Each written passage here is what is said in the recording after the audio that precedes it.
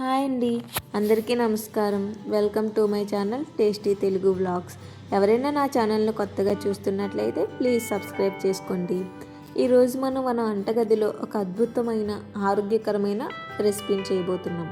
White rice దోశలకు బదులుగా పోషకాలతో నిండిన కొర్ర దోశని ఎలా తయారు చేసుకోవాలో చూద్దాం. రోజువారీ ఆహారంలో మనం మర్చిపోతున్న ఈ చిరుధాన్యాలు మన ఆరోగ్యానికి ఎంతో ముఖ్యమైనవి. ఓకే, ముందుగా అసలు కొర్రలు ఎందుకు తినాలి? ఎందుకంటే వీటిలో ఫైబర్ కంటెంట్ చాలా ఎక్కువగా ఉంటుంది. ఇది షుగర్ లెవెల్స్ని కంట్రోల్ చేయడంలోనూ జీర్ణక్రియను మెరుగుపరచడంలోనూ చాలా బాగా పనిచేస్తుంది.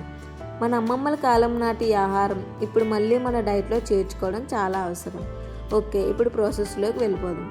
ముందుగా ఒక కప్పు కొర్రలు మరియు అరకప్పు మినపప్పు, ఒక స్పూన్ మెంతులు, 2 స్పూన్ల అటుకులు తీసుకోవాలి. మెంతులు వేయడం వల్ల దోశకు మంచి రంగు, రుచి వస్తుంది. వీటిని శుభ్రంగా కడిగి కనీసం 5 నుండి 6 గంటల పాటు నానబెట్టాలి. నానబెట్టేటప్పుడు మరీ ఎక్కువ నీళ్లు కాకుండా చూసుకోండి. ఇప్పుడు మిక్సీ జారులో నానిన మిశ్రమాన్ని వేసి కొద్దిగా నీళ్లు పోస్తూ మెత్తగా గ్రైండ్ చేసుకోవాలి.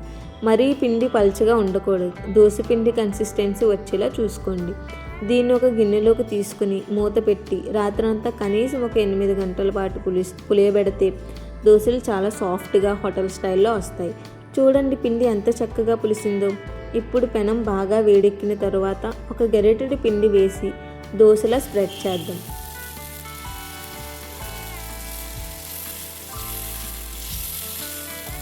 పైన కొంచెం నెయ్యి లేదా నూనె వేసి చిన్న మంట మీద కాల్చుకుంటే చాలా కరకరలాడుతూ వస్తుంది. చూడండి రంగు ఎంత బాగుందో.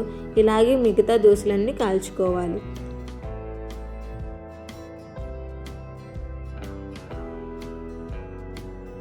అంతే అండి, ఎంతో రుచికరమైన హెల్తీ కొర్ర దోశ రెడీ. దీన్ని అల్లం పచ్చడి లేదా పల్లి చట్నీ లేదంటే ఏ చట్నీతో అయినా తింటే చాలా బాగుంటుంది. మీరు కూడా ఇంట్లో ట్రై చేసి ఎలా వచ్చిందో నాకు కింద కామెంట్స్లో చెప్పండి. ఇలాంటి మరిన్ని హెల్తీ రెసిపీస్ కోసం మన ఛానల్ని తప్పకుండా సబ్స్క్రైబ్ చేసుకోండి.